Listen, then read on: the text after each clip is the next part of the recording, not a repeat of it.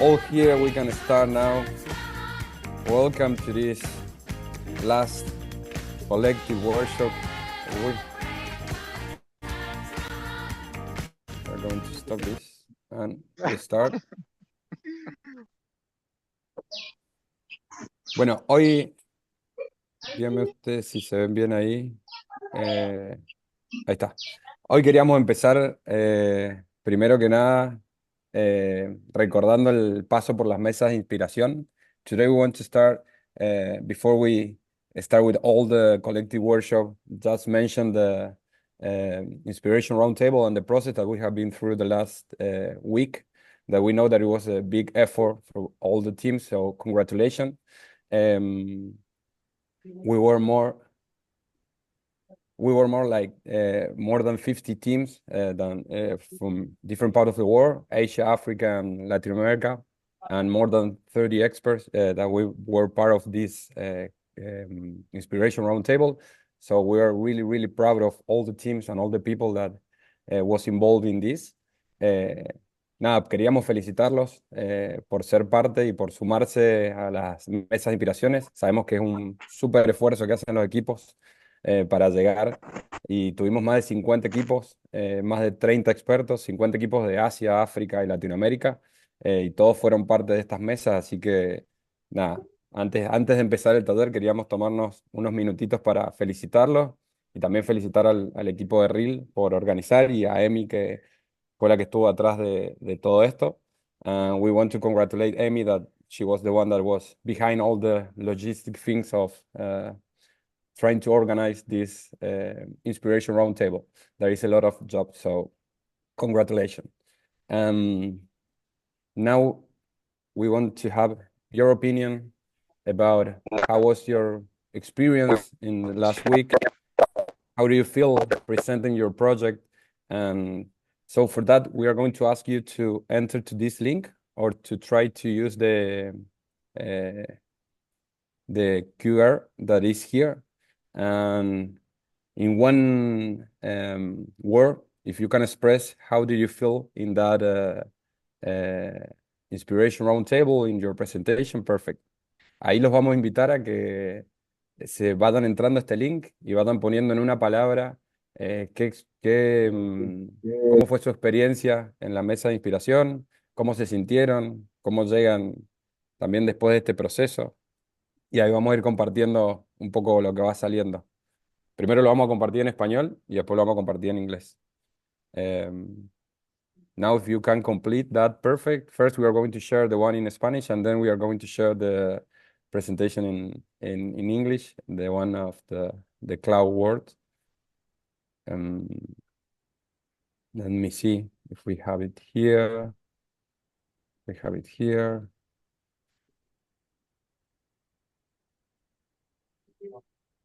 Ahí van apareciendo algunas palabras: motivadora, enriquecedora. A ver qué más.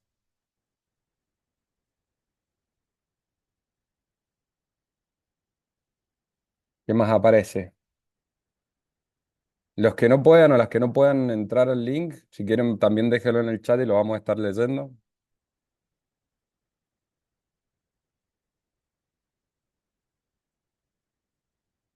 Me van saliendo más palabras: fortalecidas, motivadas, conexión, enfoque, reveladoras.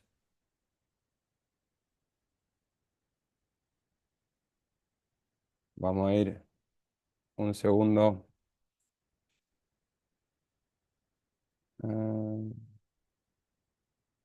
A la de inglés para ver cómo viene. Here, the people that is connected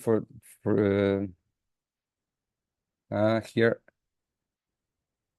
Maybe if you cannot log in, or you can put the word in the Menti, you can put it in the chat and we can read for the people that is connecting from Africa or Asia. Here we have two words: interesting, enriched.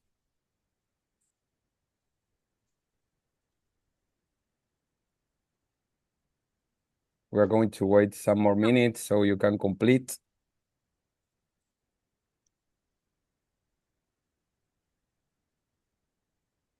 Y acá estamos con la de español, que ya está un poquito más completa. Motivación, soporte, enfoque, co-creación, fortalecidos, reveladoras.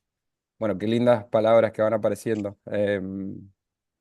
Nosotros la verdad que estamos muy, No muy estamos contentos. viendo el resultado si lo estás compartiendo, ¿eh? Ah, Perdón. ¿no? No, seguimos viendo la pantalla, el Canva. Ah, mira, El... qué raro. Bueno, denme un segundo, pues estaba hablando de eso. Acá está. Ahora sí. Para los equipos en español, ahí son las que están apareciendo. Intercambio, constructivas, transformación, enfoque, fortalecidas, esperanza, soporte, reevaluativas, buena palabra. Impacto, inspiración de vuelta, reveladoras, reveladora, motivadora. Bueno, todas palabras lindas van saliendo ahí.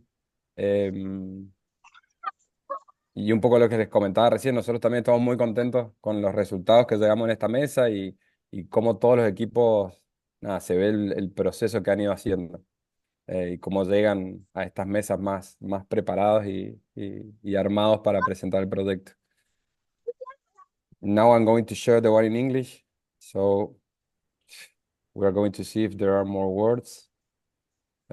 Yeah, we have more words. So I'm going to share the one in English that is here. Um, so we have some words here: energizing, thrilling, enrich, impactful learnings, interesting, insightful. Uh, well, thank you for all these words. If you want to add more words, you can put it in the chat. But as we were saying, we're really happy with the results that we get in the that we got on the inspiration roundtables. It was a really, really nice uh, process, and we saw all the results and the teams that uh, were really prepared for this moment. So congratulations to Rồi, all. nghe chưa? And now I'm going to stop sharing this, and we are going to go back to the conversation and to the presentation. Ahora voy a dejar de compartir y vamos a ir de vuelta a la presentación. Esto era más que nada ahí, díganme un segundo, denme un segundo. Esto era más que nada para hacer un pequeño hincapié en las mesas de inspiración antes de empezar con el taller. Y ahora sí vamos, ahí está. I'm waiting. Let me know when you can see the presentation. Now you can see. Okay, so now we are going to start with the collective workshop, mission 6 and 7. Ahora vamos a empezar ya así con la presentación del taller y el taller en sí. Em, y les vamos a pedir que hay dos salas armadas y ahora ya sí nos dividimos en la parte de español e inglés. Si entran abajo, les va a salir un loguito que dice salas para grupos pequeños y ahí tocan y les va a aparecer una sala que dice sala en español. Ahí váyanse uniendo a la sala en español, esas salas ya están abiertas. Cualquier cosa, si no pueden unirse, van avisando. There you will have, for the English team, there you will have small groups, small rooms that you can join. So you have to enter in the bottom of your screen. There is going to be a button that say small rooms, and there is going to be a room that is called English room. So if you can go there, perfect. If someone has some problem to join different rooms, just let us know and we are going to help you.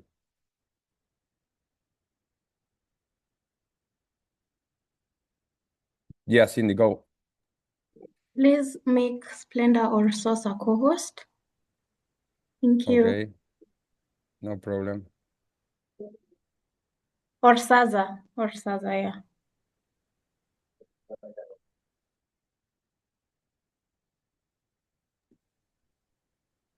That's it. ¿Sí? Sí, sí, sí. Ok. You can go, Cindy.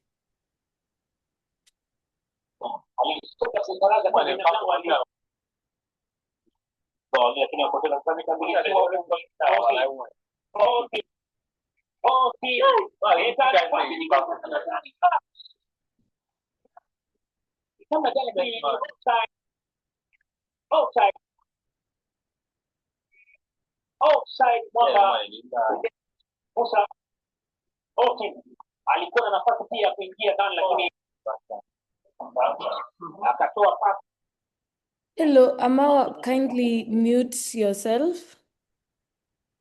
Thank you.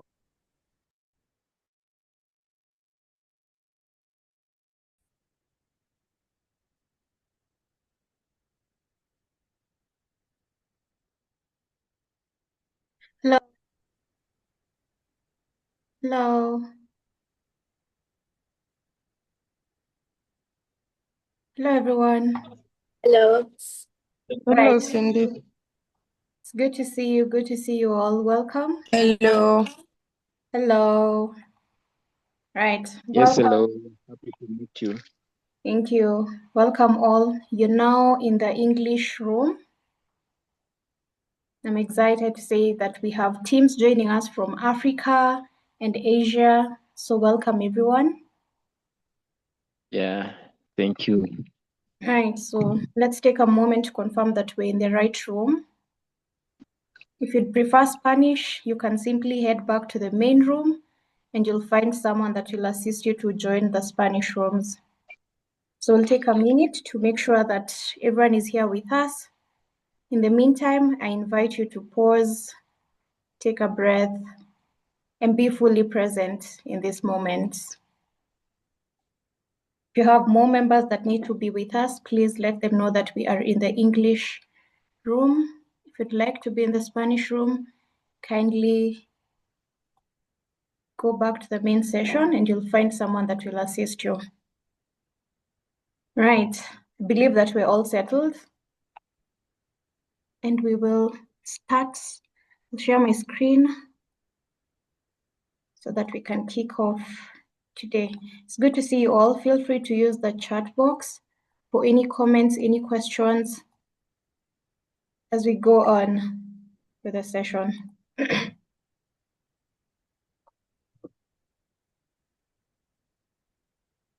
Right, I hope that you can see my screen. Now that we're all settled, I'd like us to start with our ritual. And as always, we'll read this inspirational text. And I'd like to have volunteers. We have 1, 2, 3, 4, 5 volunteers who are going to read each paragraph. If you'd like to volunteer, please raise your hand. I just need 5 volunteers. If you'd like to volunteer, raise your hand and then I'll pick you to read the 5 paragraphs that we have. So 5 volunteers. And as we do that, let's listen. Take a moment to notice what's standing out for you from the text. And as usual, we'll share our reflections from the text. So 5 volunteers. Okay, I can see Itwell. So Itwell will go first. Anyone else? Amawa, you'd like to volunteer? We have Rose. So we have Itwell, Rose, we have Jacqueline, we have Jessie. Who else? We need one more person. Anyone else? Itwell, Rose, Jackie, and I think Amawa. So we'll close off with Amawa. In case anyone else would like to read, please let me know by raising your hand. Right, so Itwell, you can go first. Please read for us the first paragraph. Okay. The man who wanted to change the world. Once upon a time, there was a man who woke up every morning with the same idea in his head to change the world. He will get out, look in the mirror, and say to his reflection, "You can change the world." Thank you, Itwell. Rose?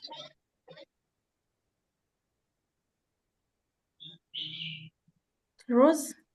I'm not able to see the screen on my side. Okay. All right, I think you can check what's up on your end, maybe your network. Let's have then Jacqueline. Jacqueline? Okay. All right. You can hear me? Yes. Then he would get ready, have breakfast, prepare to go to work, where he would spend the day immersed in the frantic activity, attending his task in an organized and disciplined manner. After a few hours, he would return home, make dinner, relax for a while, watching television, reading a book, or listening to music. And before going to bed, he would look into the mirror and say to his reflection, "Give me the strength to change the world tomorrow." All right, thank you. Let's hear from the next person. Let's also maintain our microphones on mute. Johnson, please mute your mic. Emmanuel, please mute your mic. I think one of us, maybe Saza, you can go back to the main session to be made a host. And then you can come back so that you're able to assist with muting in case of any interruptions. Saza, Splendor, Source. Right. So the next person to read for us is Jessie. Rose, I hope that you're able to see the screen now. Jessie, you can go next. Johnson, please mute your mic. Okay. Thank you. The next day, he repeated the same routine. When he woke up, he Sorry to reminded interrupt you, himself. Jessie. Johnson, please mute your mic. Johnson, there's a lot of echo from your end. Please mute. No.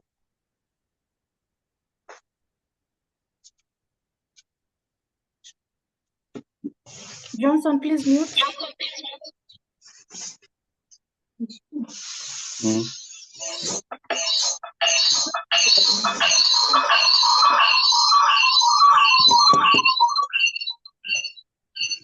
Johnson, you interrupted. Please, can I read, madam? Please, can I read? Can I read? Please mute your mic. There's a lot of echo. Please mute. Mute. Why you bring? But why you bring your phone here? Johnson, please mute your mic. Please, madam, can I read? Who's speaking? Is it Obi? Yes, Obi, can I read, please? Yes, you can just, let me share back my screen. Please, let's maintain our microphones on mute to avoid interrupting the session. Thank you. So, Obi, you can read, and then we can hear from Jessie and Amawa. Right. Obi? Okay, which one am I taking? The second? No, the third. The third, okay. The next day, he repeated the same routine. When he woke up, reminded himself that he could change the world, and before going to bed, he asked for the strength to try again when he woke up, and he did it again after a day, again day after day, as time went by, and he saw that the world was not changing, which made him feel increasingly sad and hopeless. Right. Thank you very much, Obi. Jessie, you can read the next paragraph. So, after a few years, he thought that Okay. perhaps trying to change the world was too ambitious.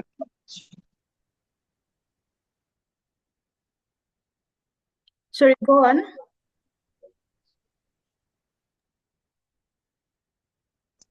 Can I read? Yes, go on. Okay. So, after a few years, he thought that perhaps trying to change the world was too ambitious a task. So, he tried to modify the messages he told himself every day. And that morning, when he got out of bed and looked in the mirror, he said to his reflection, "You can change the world. You can change the environment around you." And in the same way, he modified the message he told himself before going to bed. But the years kept passing, and he didn't see any change in his environment, let alone in the world, so he began to lose hope. Right, thank you very much, Jesse. Yusuf, please mute your microphone. Yusuf, kindly mute your microphone. Right, let's hear from Amawa. Yusuf, please mute your microphone. Thank you. Amawa, you can read the last paragraph.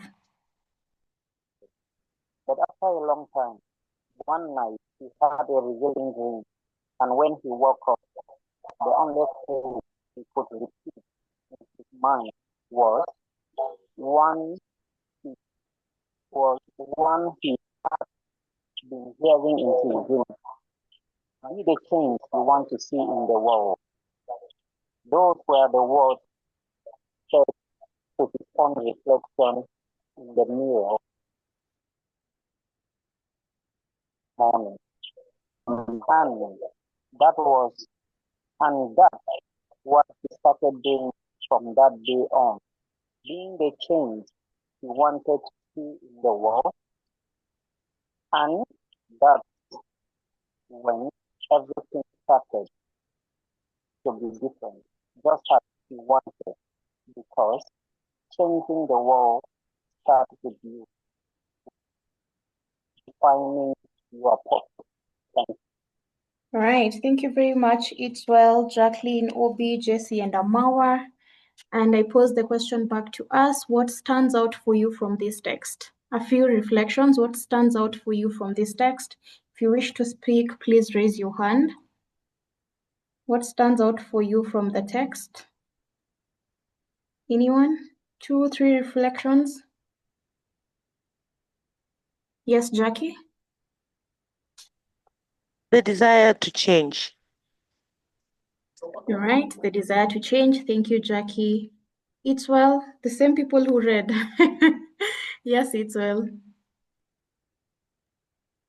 Okay, he has the dream of changing the world, but at first he was not doing anything about it.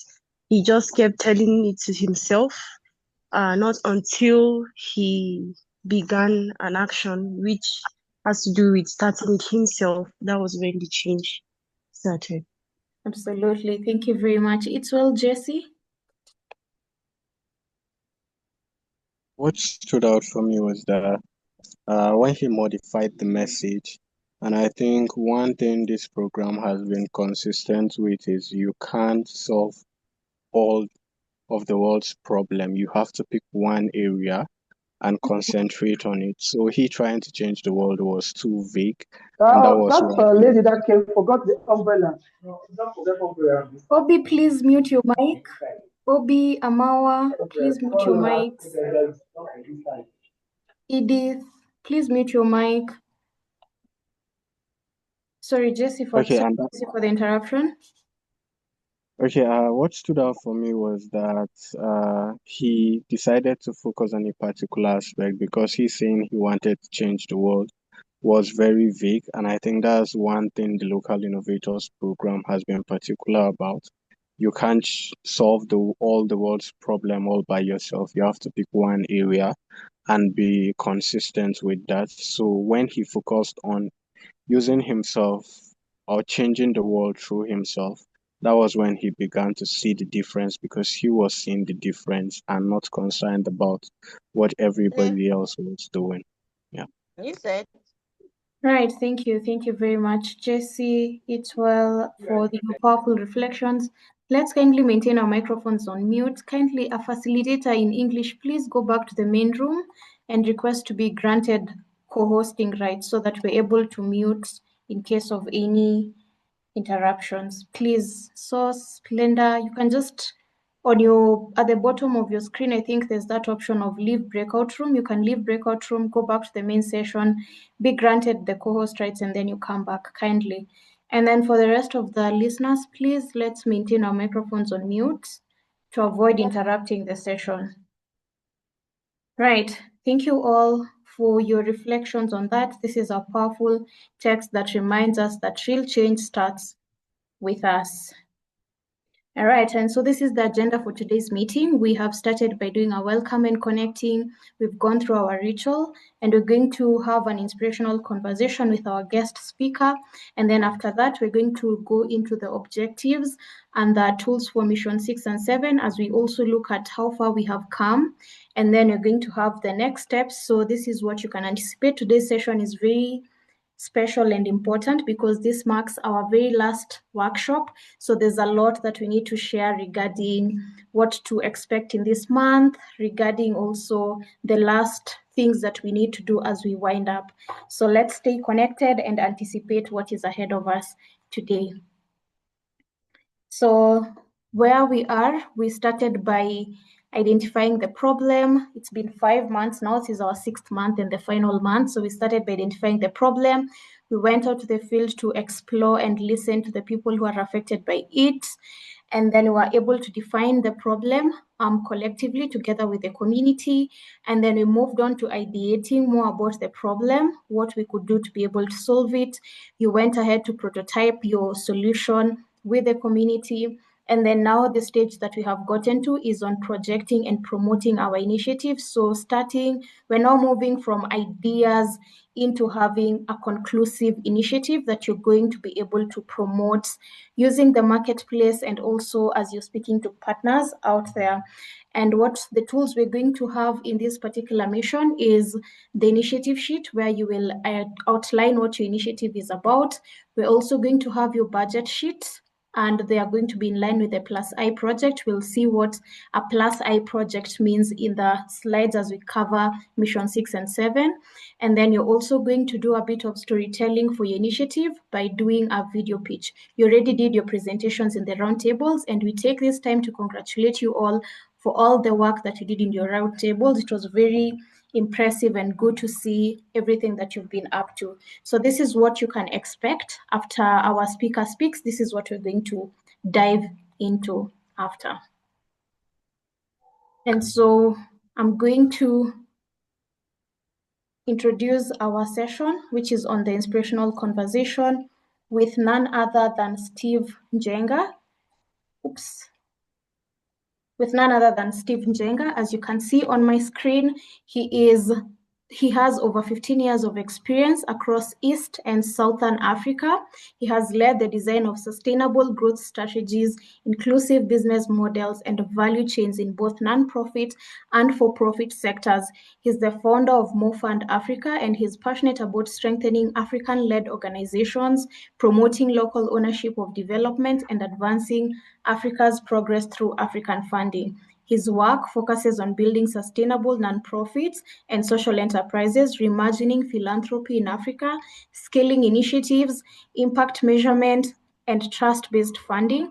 His expertise makes him a valuable voice on fundraising for initiatives, building funder trust, and demonstrating impact in ways that attract sustainable support. So today's conversation is going to be around that. Fundraising for initiatives, building funder trust, demonstrating impact in ways that attract sustainable support. And we're going to have Steve Njenga sharing more with us as we're looking to delve into the session as we're looking to go into the next month to start promoting our initiative. It's important to understand how do you look for funding? What are the key things you need to have in your initiative to be able to attract the right funding, and a lot more that we're going to learn from him. So let's begin as he presents. And Steve Njenga, the floor is yours. Thanks, Cindy.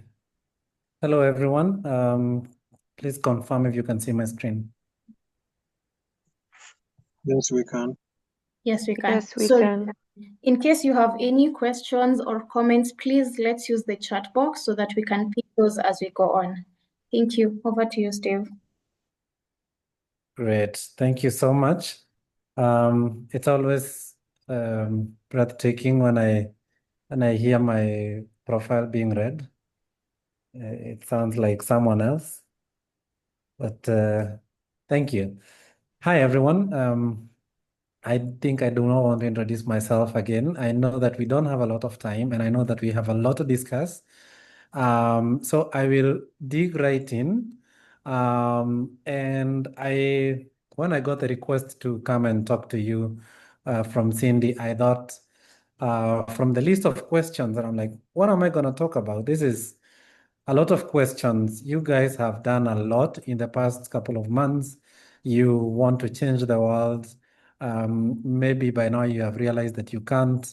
But what should I title my message? So I want to talk about projects. I want to talk about funding, and I want to give it a socio entrepreneurship context. So put any questions that you may have in the chat. I'll try and speak a bit fast so that I can respond to your questions. I feel more of value to you so that I talk less and I respond to your questions a bit more. So first thing I want to ask is an NGO a business? As Cindy handles whoever is not muted.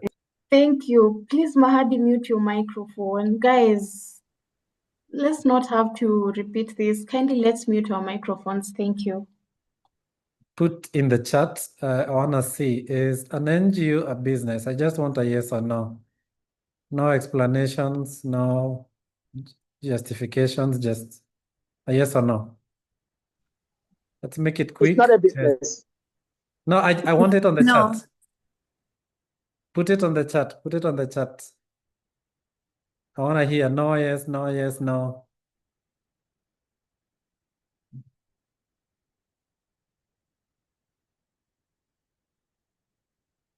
Good. I see a mix. I see yeses. I see nos. I'm sure if I give you an opportunity to explain what your thinking is, you will say something. But in my experience, an NGO is a business. And the reason why an NGO is a business is because the only differentiators between a for-profit entity and a not-for-profit entity are in regards to taxes and in regards to shareholding. So everything else that a business does is what an NGO does. A business has a profit and loss statement. An NGO has the same. An NGO makes revenue.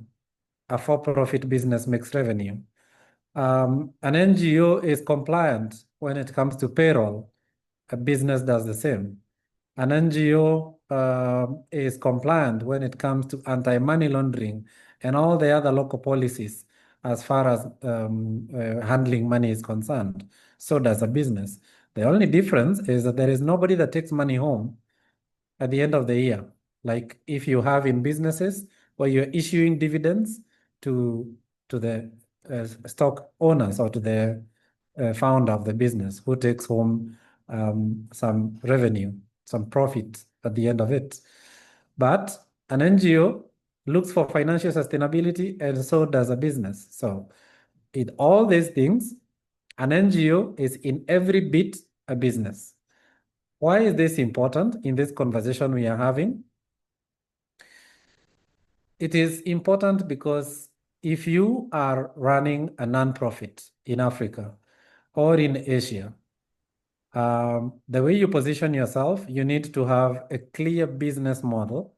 And this is, I know when I talk about business model, you start thinking, I mean, we are a community organization. We do community work. We are doing environmental rehabilitation. We do this, we do all those things that you do, and you say that you are changing the world. It is impossible to do them without a business model. And this allows you to, one, position yourself for funding. Two, figure out what the kind of legal setup your organization needs to have. Do you need to be registered as an NGO for you to maximally deliver the solution you want to the world? Do you need to be registered as a for-profit for you to really change the world in the solution that you want to deliver? Because this fundamental question in the positioning determines a lot. It determines your positioning. It determines your value proposition. It determines the people that you go to ask for funding. It determines the strategic partnerships that you build that are critical in your business. All these things, if you don't recognize that you are a business, whether you are running a for-profit or a non-profit entity, it becomes a challenge. So I want to make a request For the next 20, 25 minutes, as you're listening to me, picture yourself as a business, because from now onwards, I will not refer to you as an NGO, whether you are an NGO or not, whether you are a for-profit or not, I'll refer to you as a business. Is it possible to have that agreement, to immerse ourselves into that we are businesses and that we are using our innovativeness, our brilliance, our talents in solving community problems? But for that to happen, we are businesses. Can I get a thumbs up? If we are in agreement, if we are not, also let me know in the chat that you have refused to be referred to as a business.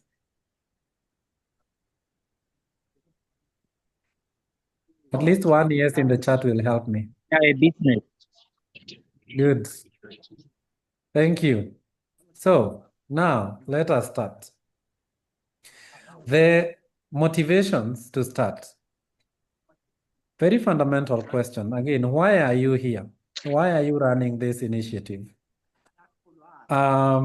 Interestingly, founders from the Global South, anyone who, we have one more unmuted person. Mohammed Abubakar Mahadi, please mute your microphones. Abubakar, please mute your mic. There's Abubakar, another one, Mohammed. You should get someone else to help you moderate so that you can be able to mute people. Otherwise, we will waste a lot of time. yeah. And it's unfair to those who are muted. So where I was before I got distracted was that founders from, this is really annoying.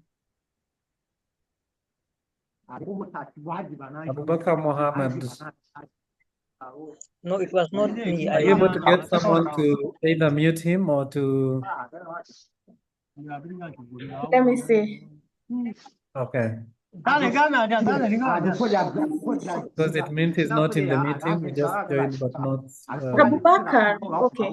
Maybe you can leave joined one of the facilitators, and maybe we can go to the main I think, yeah, you can leave and then I'll continue so that you are able to either mute him or remove him. So let's continue as that happens. So founders from the Global South launch businesses for a mix of reasons. I was explaining about the motivations, why people start businesses. And again, to reiterate again, whether it's a for-profit or a non-profit, so long as you're aiming to solve a problem, the motivation to start this, I have listed a couple of motivations. And the first motivation that is the highest is necessity. In Africa, 71% of every business started is out of necessity. And there is another statistic that is talking about Africa as the most enterprising continent. So you might confuse that with the fact that Africans are very entrepreneurial. No, that is not the case. It is just because there is no jobs and you have to do something to make a living. So for that reason, you open a shop, you start selling meat, or you start selling clothes, or you start washing cars, you start a car wash, or you start a small community organization where you mobilize resources and you provide training for children with disabilities. Whatever it is that you start doing, and the motivation to solve the problem that you're solving is out of unemployment. Now, you're trying to do this. As you solve this problem, you are creating a job for yourself and for other people. And that accounts for 71% of every single business there is in the entire continent of Africa and Asia too, I believe. Now, the second motivation is market driven. And in other markets, like in the US market, most businesses start as a result of identification of an opportunity. So someone identifies an opportunity. Once they do, they think, how do I capitalize on this opportunity? So they find solutions, they find an approach, they find a model, they go talk to consultants, they go fact find, and then they figure out how to maximize on the opportunity. The third motivation is usually financial gain. You have some investment that you want to make. You build an apartment, for example, and you want to rent it out because it's in a good position geographically.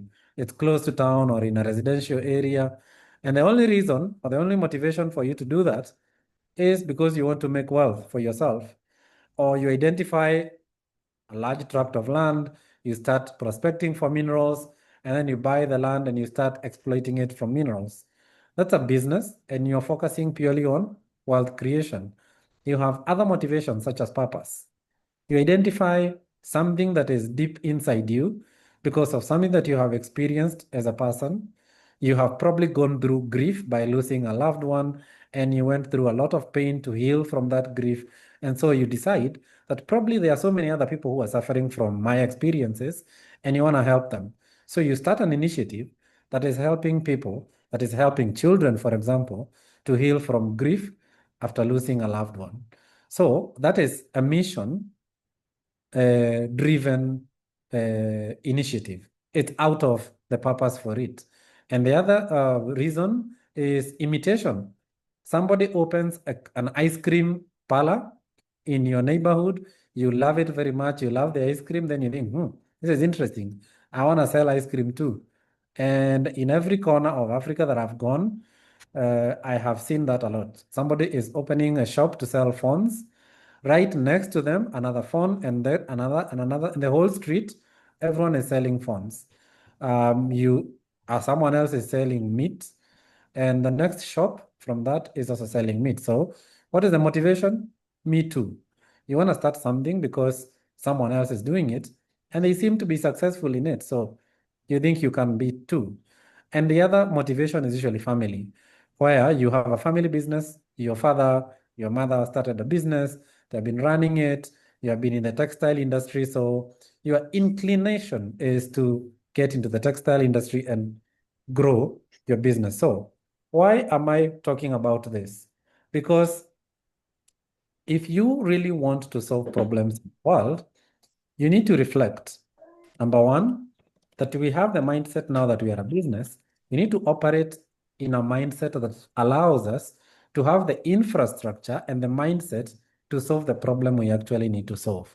And then number two, identify what is the motivation, what motivates you to do what you do.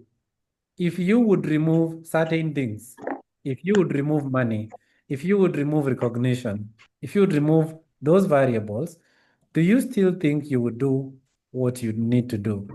Is it necessity? Is it unemployment? If you start a successful initiative in the community and you get recruited by an organization that is in health, for example, because you have a very nice initiative and they think that you can run one of their departments very well, and they're offering you a good pay, would you take that and leave your community initiative, which has been impactful but less lucrative? So this is why it's very good to introspect on the motivations. But then, as you introspect on that, it's good to look into the failure rate, which is important to discuss. Why do these initiatives that we start fail?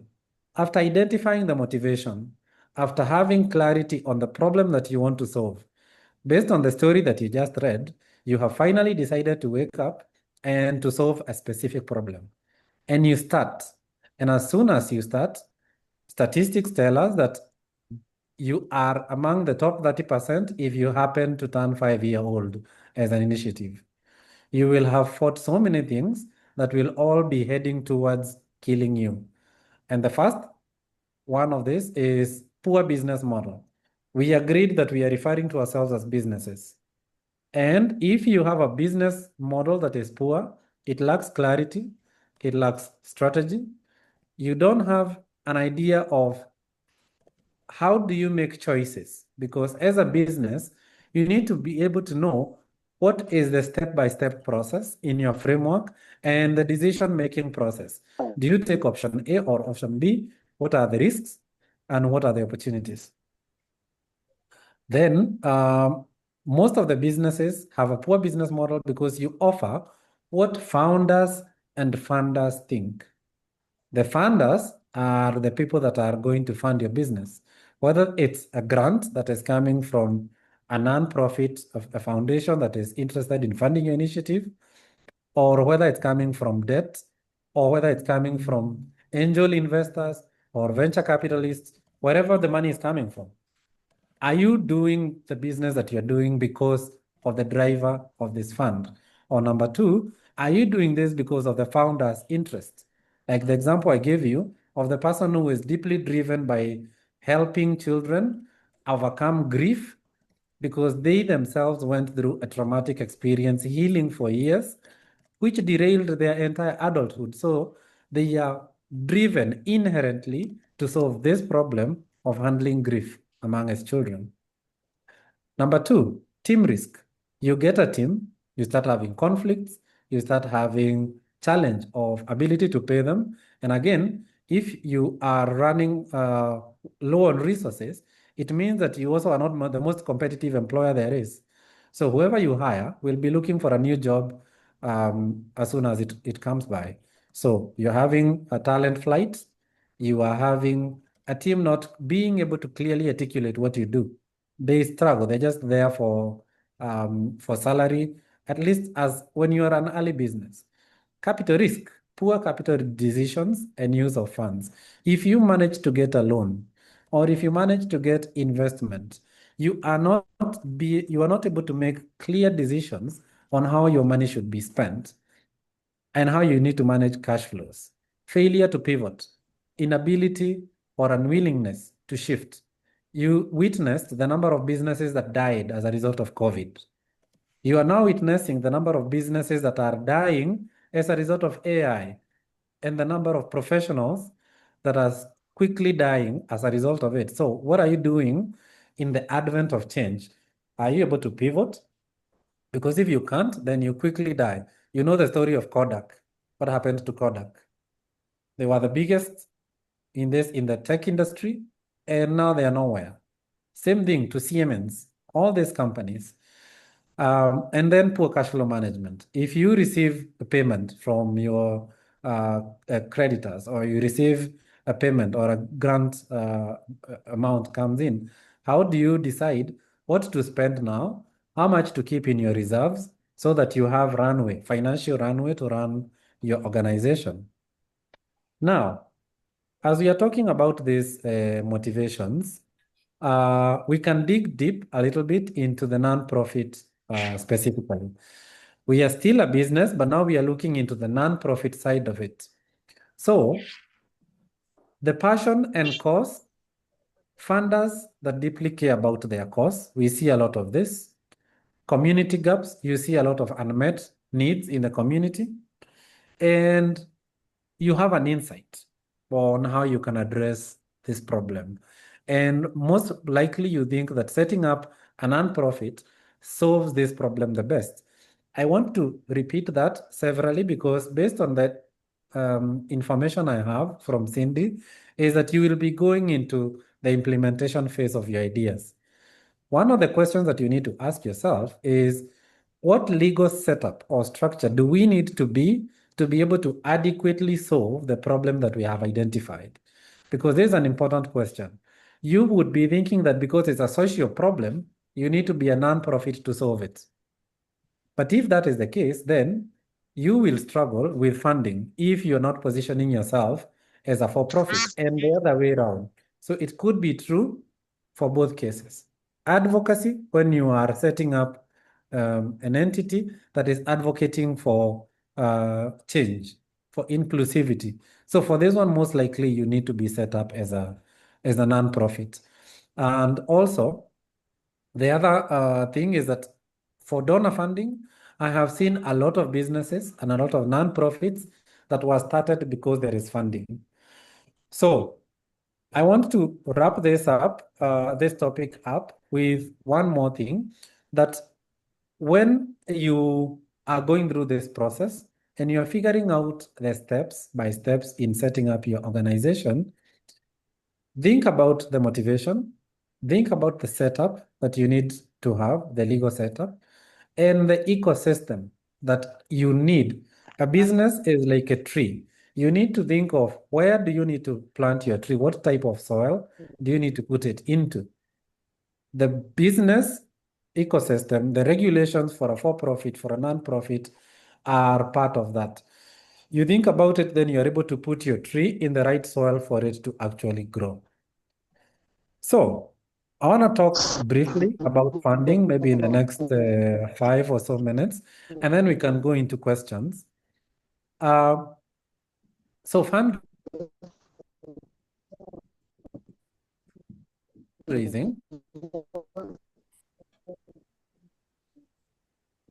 is not something that you out, it's exchange of value. You are exchanging value. Your internet connection is unstable.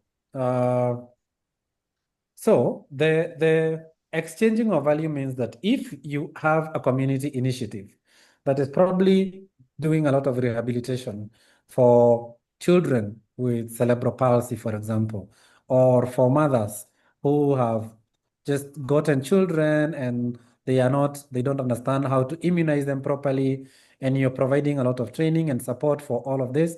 And in the process, you're helping them to think how they can run income generating activities. And you approach a funder who has the possibility of funding such an initiative. How you position it to them, you need to position the value that you're giving that funder. And you are asking the funder to be a co-investor in what you're doing. The funder brings in the money, you bring in the time and the experience. But if you go to the funder and saying, please support us, please support our work, we need funding, our community is suffering, we are struggling, you are not offering value. You are putting yourself at the mercy of this funder. So what donors and funders want is they want social return on investment. We said that we are businesses. If we are businesses, then you need to be able to describe clearly what is the value that you're bringing, and you need to be able to measure it, because you can't again go to the funder and give pity stories of the mother that you have saved, of the teenage girls that you have rescued because of your initiative, and now because of you, they are able to, those are nice stories to tell, but you need to be able to quantify how big the problem is, how much the effort that you're making towards solving that problem is, and be able to draw parallels so that you say, this is the size of the problem. And based on our size, this is the only chunk that we are able to solve. But with you, we can increase the work that we are doing from 2% to 10% or to 20%, depending on the statistics that you have. That means that for you to be able to calculate your social return on investment, you need to measure it and you need to do research. Right now, there are so many AI tools, and this is going to be the game changer for small organizations who learn how to leverage AI. Leverage AI in your research, leverage AI in your data harnessing, and you're going to be able to position your narrative very well articulated, even if you don't have research expertise or very sophisticated tools. Donors want credibility. They want to see clear track record. They want to see financial stewardship. They want to see how well you utilize funds. You need to, that's not something you tell, it's something you demonstrate. You say, this is our statements. This is how we run our organization. This is our annual report for last year. We received this much in funding. We deployed this much in our activities. This is the gap that we have. And based on the projection that we have for the coming financial year, we want to expand from helping 100 mothers to 300 mothers. And we have a funding gap of $30,000 or $100,000. How much of that are you able to put in? Credibility. Number 3, alignment. You need to be talking to the right person, because all these nice stories that we have said, if you're telling the wrong guy, you're probably telling this very nice story to a VC or an equity firm that is based in Dubai, and you're giving them a nice story of how you're helping mothers in Nigeria, in Lagos, and they're wondering, what do I have to do? And I am a purely for-profit venture capital firm. You're talking to the wrong guy. So make sure that you are aligning with the right entity to talk to. Don't talk to the wrong person. Don't waste time. For you to run a successful business, you need to be a very good salesperson. Have you seen the sales people that sell things to you on the streets? when you're driving on traffic. They come to you, they ask you, can you buy this? You say no. If you say no, they take probably 3-4 seconds more just to see if you change your mind, and then they move on. They don't waste time trying to convince you to buy. So why do you keep doing the same as innovative people who are running initiatives in Africa? You keep on sending emails and DMs to people who could potentially fund you while you are not aligned or you're at the wrong stage of your organization. Donors are interested in sustainability, the ability for your business to break even at scale. And for you to be able to get funding from any investor, whether they are grant making or for profit, you need to think like them, talk like them, then you will be able to access funding from them. So I will just I will share this, so I'll just run through it quickly so that we get into Q&A. Many fundraising efforts fail because there is lack of clarity. You are doing reactive fundraising, just because there is money for climate change. All of a sudden, your community health initiative has now started claiming to be building impact in climate. And now you want to run for climate funding money. Misalignment, lack of impact proof. You have a very nice story, very well written deck, very nice website, but you can't prove a thing of the impact that you have made. Poor storytelling. You can't be able to tell someone who doesn't understand the tech language of your tech solution a simple solution. What does your thing actually do? I don't want to know about the code. I don't want to know the amount of hours you have done in trials or how complex your UX UI design is. I just want to know, what does it do and why do I need to care about it? Poor deal structuring. So these are some of the reasons why most fundraising efforts fail. So for you to build a funding strategy, define your funding needs. Be very clear. What do you need? 2, define a capital mix. Capital mix means maybe if you are set up as a business, you might want to first get some soft capital, a grant from friends, from family, from angel investors, from donors. They help you to solidify your model before you can start attracting debt or attracting equity. And then select the financial instrument that matches what you do. Select an instrument that lowers your risk, matches the stage of growth in your profile, and evaluate the investor terms. And I know that we can talk a lot of stories about the VC investment and how that works, but most of the investments that I'm seeing happening in Africa, the innovators or the founders don't have the capacity nor the knowledge of how to do due diligence on the investors. But the investors have all the time and all the money to conduct due diligence on you. So how do you position yourself so that you're not putting yourself at risk?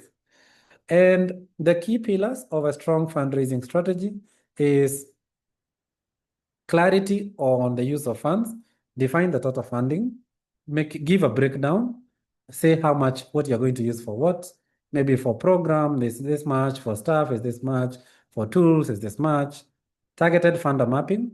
Again, don't waste time. Look for the funders that can fund you. Don't keep talking to funders who you don't qualify for. High quality fundraising materials. Invest a little bit. Get a communication expert to help you write a very clear pitch deck, an impact brief, financials, case studies, numbers. Numbers are always convincing. Governance infrastructure, all these things help in terms of a fundraising strategy. And then build a pipeline. Funding is a people's game. I can tell you that for most of you who apply on proposals on LinkedIn, just like jobs, the calls for proposals that you see advertised or put up constitute about 20% of the money movement that happens. Most of the funds that you see flowing around, there was no call for proposals on LinkedIn. So everyone keeps competing and writing thousands of proposals. And I know this because I consult for a few grant making organizations. So I know that when I'm engaged to shortlist and I have to read about 2,000 proposals, and the donor only wants 10. And for me as an external evaluator, I'm required to give 20. So how do I select 20 out of 2,000? I just read the first 3 sentences and I discard. So clarity and how you communicate. Build relationships. That way you'll know who can fund you and who do you need to talk to, who doesn't have to send you to LinkedIn to compete with everyone else. So finally, storytelling is very important. Funders want results, but within these results, they want to see a nice story. Give them a reason to tell their friends of how creative the solution you have and how excited they are to fund it. But if you can't tell them something that they can tell others, it becomes a struggle. They just say, we have a portfolio in Nigeria and another one in Ghana and another one in Mozambique. But that's it.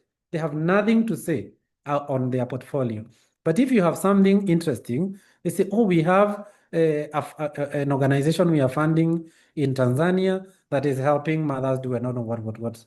You give them something to tell. So they want results, yes, but give them a story. Use visuals, use quotes, use infographics, be creative.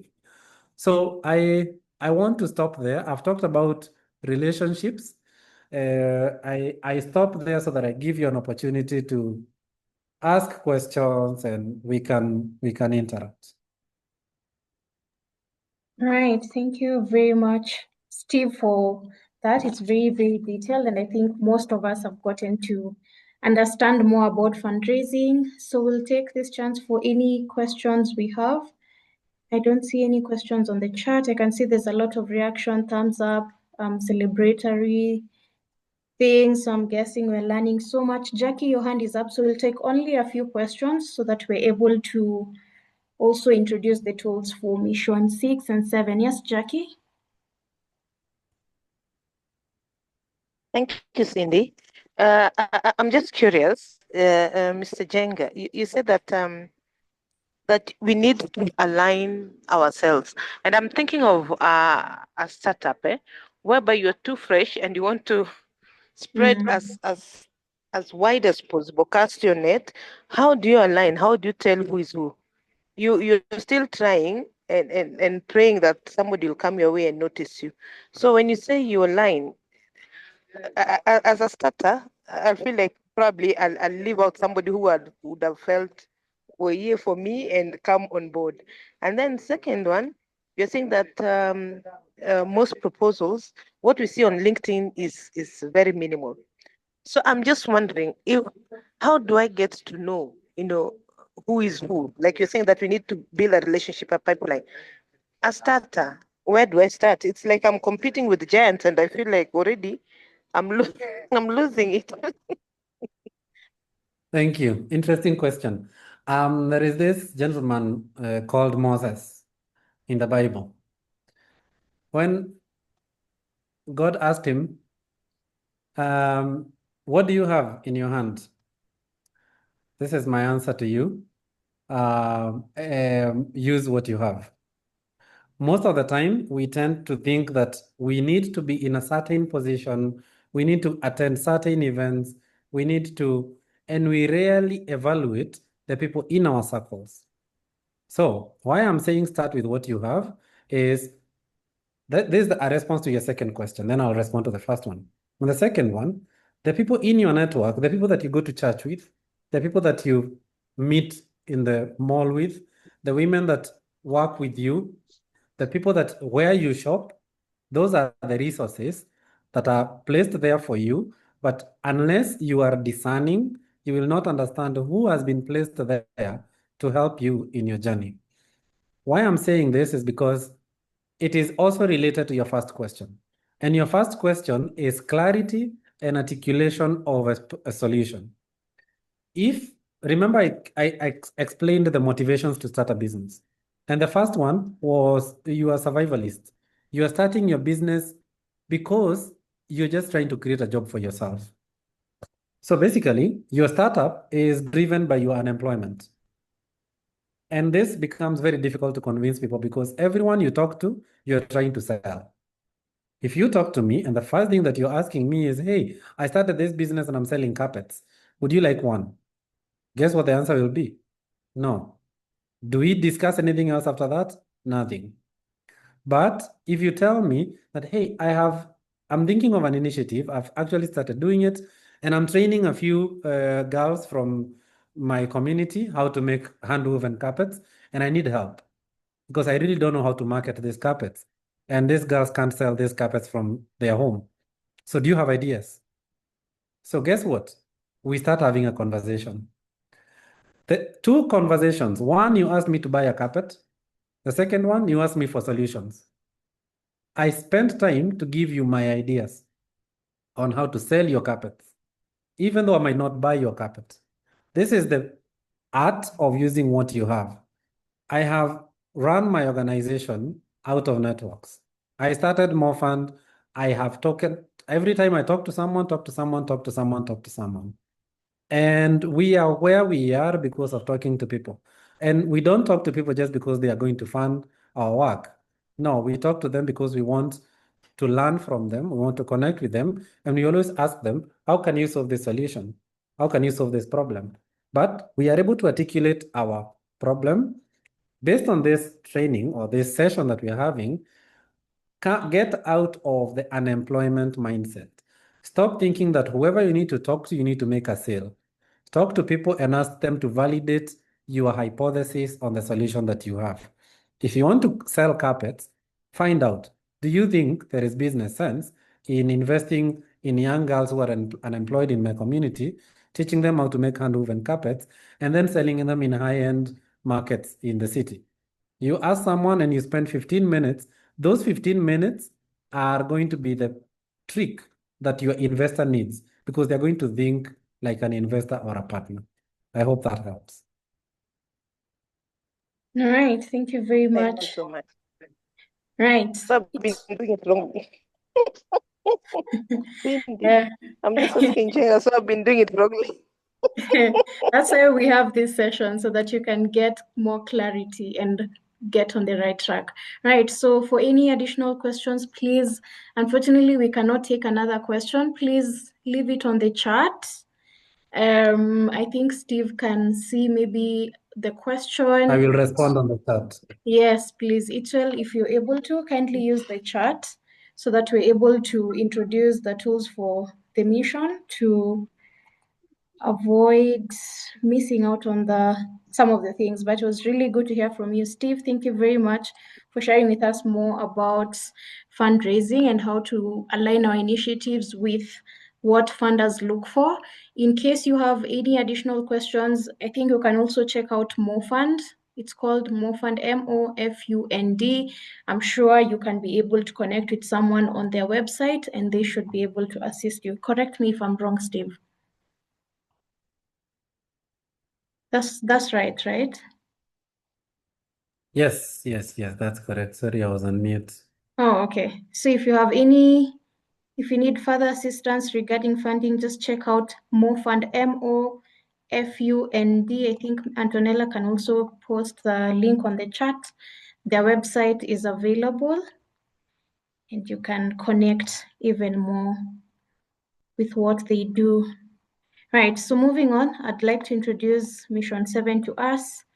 I hope that you're excited to jump on, Mission 6 and 7. I hope that you're excited to hear more about Mission 6 and 7. This is what we're going to spend this month on.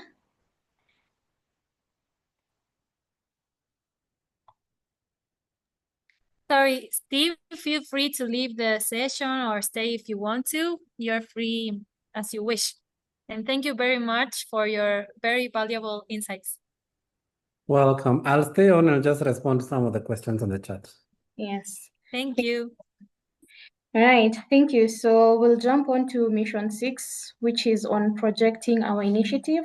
And these are the objectives. We are expected at the end of this to have a project that includes that's on the initiative sheet. And then also you're supposed to have your budget ready.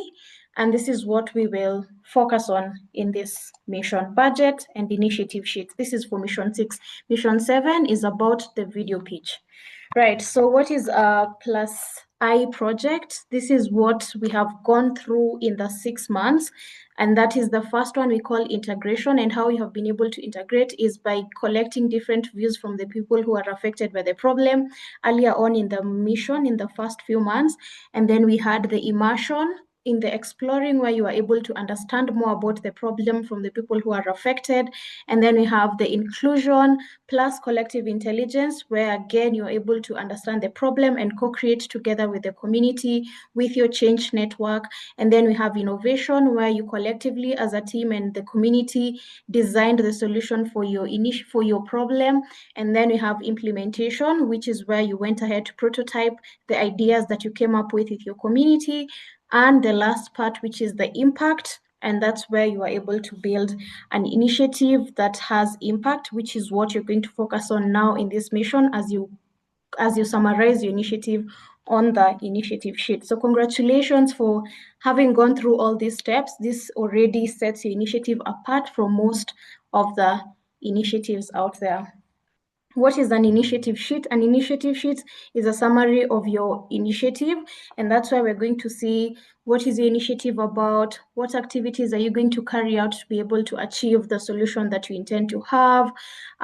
Your budget is also going to be included on that initiative sheet as a link, and so forth. So your facilitators will guide you on how to complete the initiative sheet. So be on the lookout for that as you have your meetings with your facilitators in the coming weeks. And then the budget spreadsheet, which also Steve has insisted on. It's important to highlight how much you need for your initiative, and it of course needs to be realistic.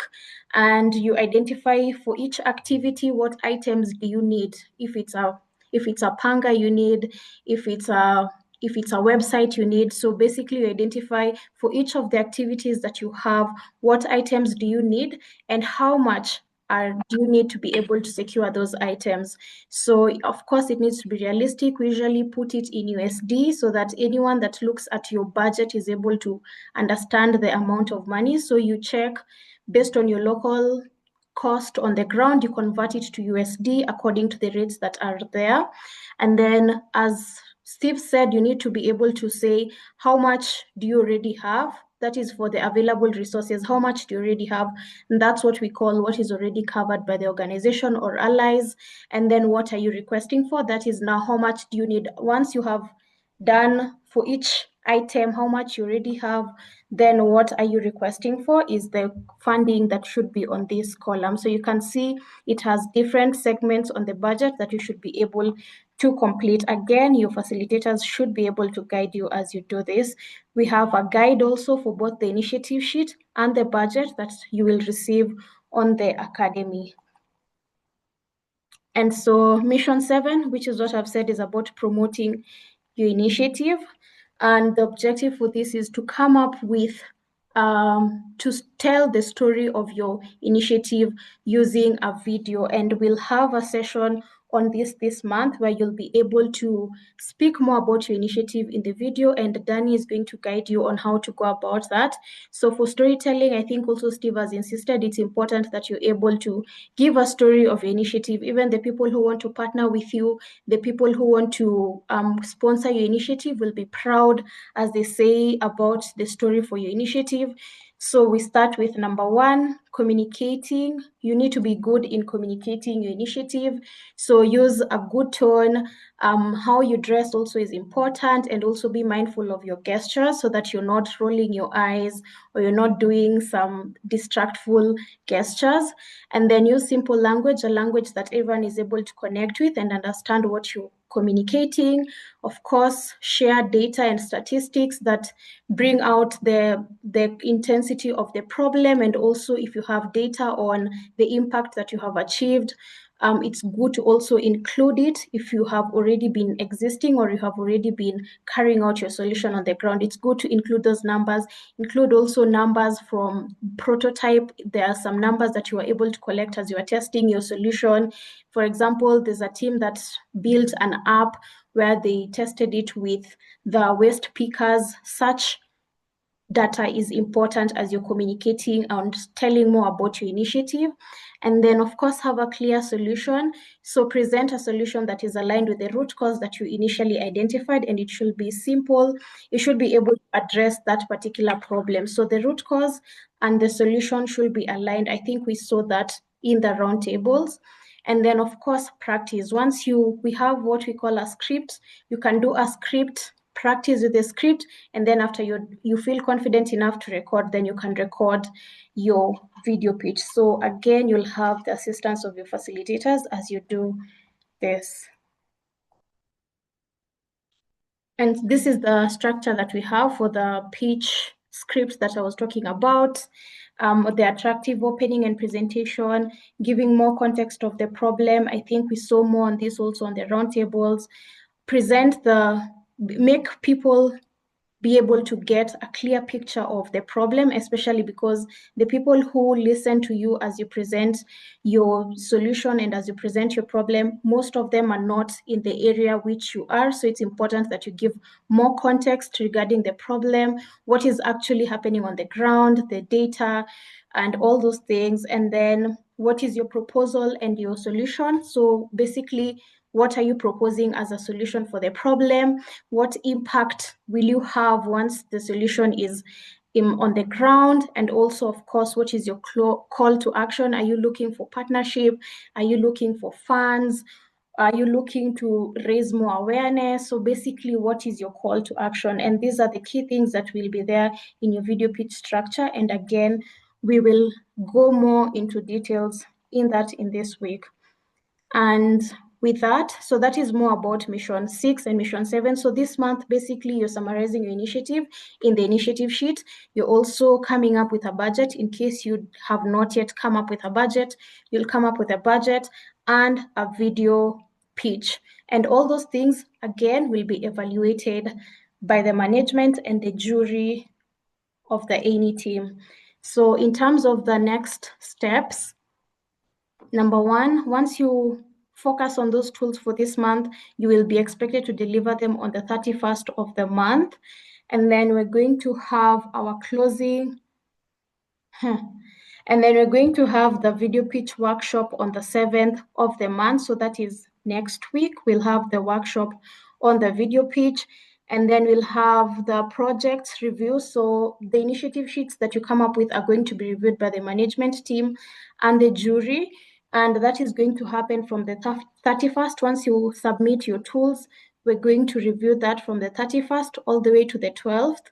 And then we're going to have the closing conversations. Closing conversations is one-on-one conversations with each of you guys to get to know how your experience in the program was and some key highlights that you had and a lot more that's in the conversations. And you'll receive a Calendly for that where you'll be able to pick a day and time that you prefer for you to have that closing conversation with the Ayni management team. And to culminate it all, we're going to have our Innovation Festival on the 14th of November. So that's when we'll get to know the best 10 teams, and out of the best 10 teams, which were the best 3 teams. So remember, all the work that you're doing in this month is what is going to be evaluated for the best teams. So your initiative sheet is going to be looked at, your budget sheet, as well as your video pitch. So spend time working on that. And so what happens after your delivery of the initiative? So again, this is just to recap what I've said in the dates that I've shared. In case anyone would like to take a screenshot, please do. I give you a minute to take a screenshot of the screen in case you'd like to look at the dates later. So we start with next week for the video pitch workshop, and then we have the delivery of the final tools on the 31st. Again, on the 20th to 7th, closing conversations with the Ayni team. And then 31st to 12th, the project will be reviewed by the management and the jury. And then we'll have our closing event on the 14th. So this is what happens. So there'll be a review of your budget sheets, of your delivery sheets, and of your video by the organizing team. And then the jury again will review all that work and identify the best 10 teams, and the best 3 teams will also be identified. I think we'll get a chance to hear the presentations of these teams. So once the teams are selected, I think there'll be more communication as to how the rest of us can get to hear more about your initiative during the final closing event. So for the teams that will be best, you can anticipate that the best 3, that does not mean that the other teams are not best. we'll just pick based on the kind of work that every team has been able to put out. So do a good job this month. And then the facilitators will carry on with the evaluation process again to be able to look at how the teams have fared. So from the inspirational roundtables to your meetings with your facilitators, to the territorial validation you have done, to your change networks, to your prototyping. And these are all key things that are also usually checked as we are looking at the kind of work that every team has been able to do. And then, of course, the outstanding teams will be picked. That is the 10 outstanding teams, and we'll have the best 3 of them. So take time this month to do a good job. And of course, save the date. That is the 14th of November, which is when we will be announcing the teams, and we'll also be hearing a little about their solution. I think they'll have a chance to present their solution to us all so that we can be inspired and learn a thing or two from them. And one of the most important platforms we have after the program is the community of local innovators and the marketplace. And these are the 2 people that you'll get to interact a lot once we close off this month. So that is Anna, who is the leader of the community. And we also have Andrea. She's also the leader for the marketplace. The marketplace is a platform that we use to showcase the initiatives of the team. So what your initiative is about, and Andrea is going to be the one who leads us in that. And I think with that, wow, I've tried to do that in good time so that we do not have extra time. So in case anyone has a question, now I open up the floor. I don't know if Steve is still here. In case he is, if you also have a question for Steve, feel free. No, he's not. Okay. So if you have a question regarding what to expect this month or anything, please, this is your chance. Any questions? Any questions, comments before we close off? Julia, you can go. Yes, Julia. All right. Hello, everyone. So my question was just is there such a thing as under asking, like in terms of the budget? Like maybe you don't actually really know, like in terms of like maybe staffing, like how much you have to pay your staff. You don't actually know 100% how much people earn in different professions. Like you say, maybe a driver, a general worker, or that. Is there such a thing as under asking, and will that affect your budget going forward? Or I just, yeah, I don't know if that question is clear. Yes, it's very clear. Yes, definitely there's under asking and there's over asking. So that's where your budget is way above what should be, or when it's under, it's way below what should be.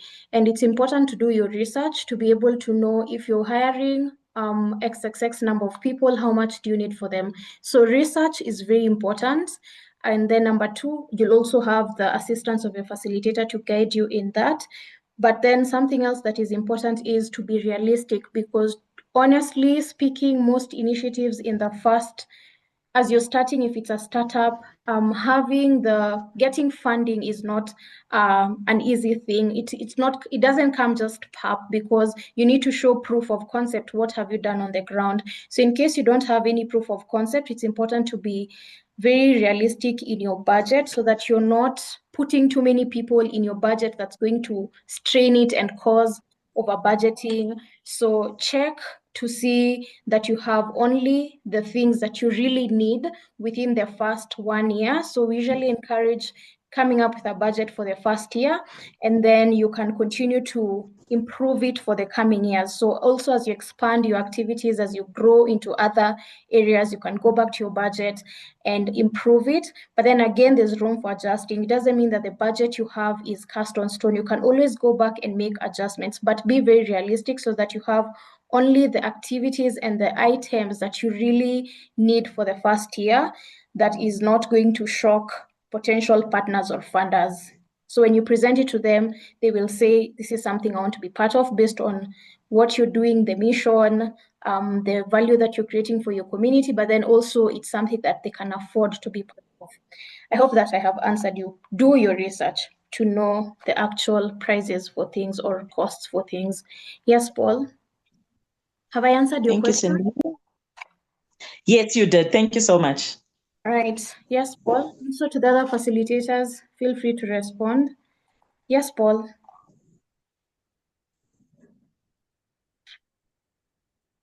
Paul, you have a question. In case you're speaking, you're muted. Anyone else with a question or comment? Paul, in case you're speaking, you're on mute. Hello, can you hear me now? Yes, we can you hear hear me you. now? Yes. Can you hear me now? Yes, go on. All right. For the budgeting, yes, for the budgeting now, can we monetize free work like volunteerism? Can it be included as part of what the organization is providing? Because the organization can talk to one or two volunteers who will come and render services. Can it be monetized as part of what the organization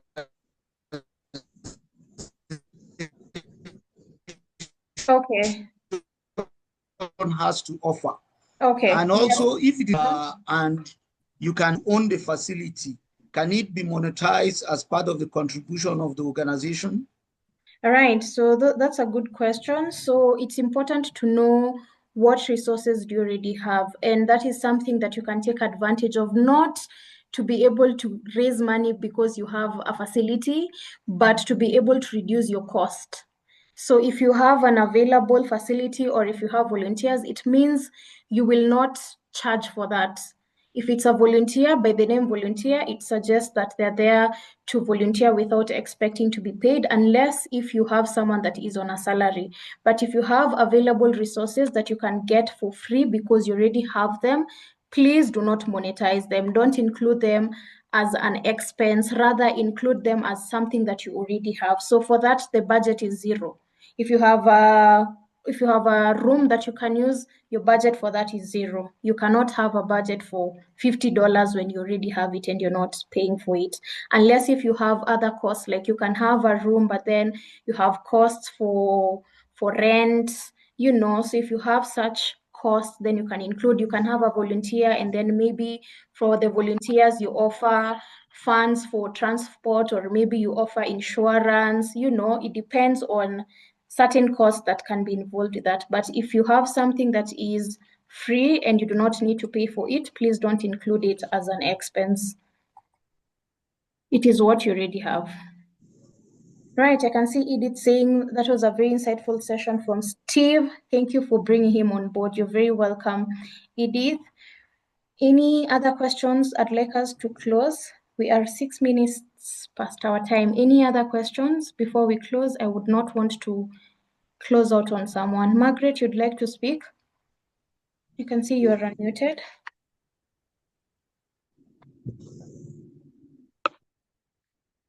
Okay, Ketura is asking any maximum budget. I will pose this to one of our facilitators. Do we have any maximum budget?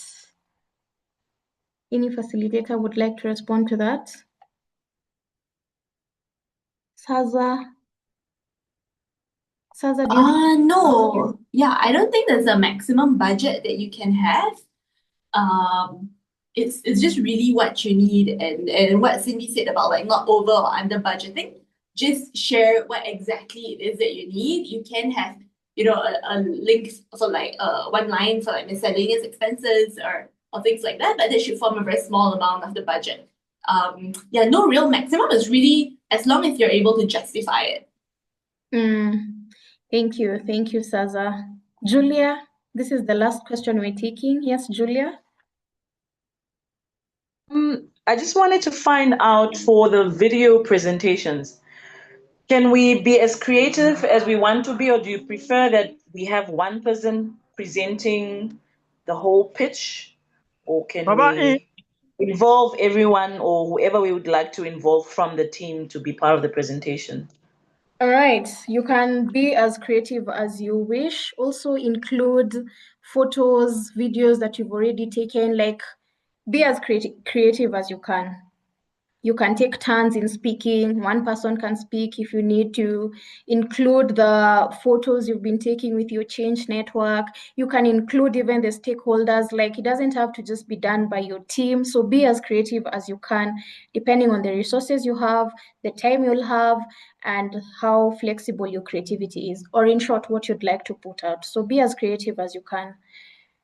Right, I don't think there's any other questions. In case you have any additional questions, please feel free to liaise with your facilitators. They should be able to guide you with any doubt that you have. I can see Sonosu saying, thank you, Steve, for delivering a clear and engaging session, offering valuable insights. I agree with that. Took some screenshots. Maybe we can also share them on the group so that you can always refer to some of the key things that he shared. Right. That said, we have come to the end of our session today. It was good to have you all here.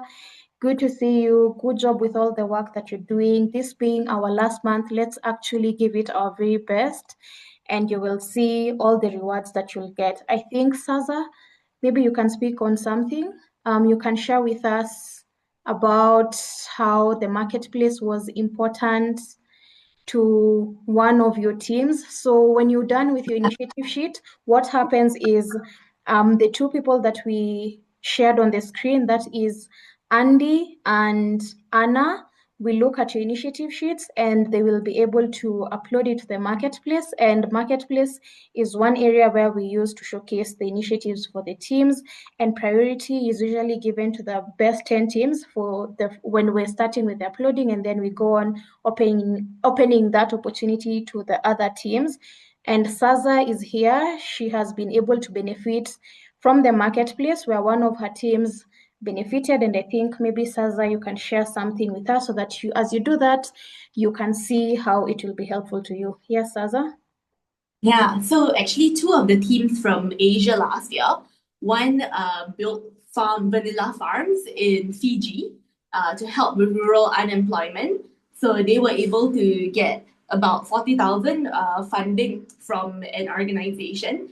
And another one from Sri Lanka, where they were trying to improve the vegetable supply chain because the prices are always very volatile and very high for the consumers, and the farmers don't earn very much. The middlemen take a lot of the cut.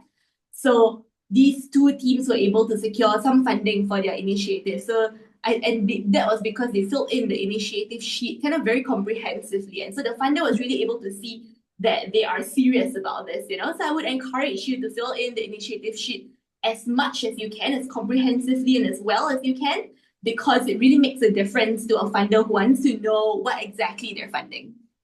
All right, thank you, Saza. So your initiative sheet is not just for the evaluation here. It's something that will continue to serve you as you're looking for partners, as you're looking for funding. You can always present your initiative sheet. And even when your initiative is uploaded to the marketplace, you can share that link with your potential partners and funders. And of course, the local innovators community is an important space as you continue to look for funding. That's a space where you'll get guidance further. So when we close off the program, please join the community so that you can be able to access more information on where can you source for funding. They usually share opportunities for funding. They also share opportunities for growth where you can learn more on how to project and to promote your initiatives. So that's also something that you can anticipate. But as we said, please take this month with a lot to the heart and work on your initiative sheet and your budget sheet really well so that you're able to have those as tools even after the program. Also your video pitch for your storytelling. And that said, we have come to the end of our session. In case of any questions, please let your facilitators know. It was good to see you all, and a reminder that every step that we take takes us closer to bringing the change that we want to see. And with that, we hope to see you again in the coming month as we're doing the celebration in the closing session. See you all. Have a lovely night or day. And we'll see each other when we see each other next. Bye. Bye, Cindy. Thank you for Bye. your kind. Goodbye. Thank you so much. See you later, Bye. Cindy. Bye. Goodbye, Madam Cindy. Bye, everyone. Goodbye. Good night. Bye-bye. Bye-bye. Bye. Bye. Bye-bye, Cindy. Bye. I just closed the breakout room. I think we're ready.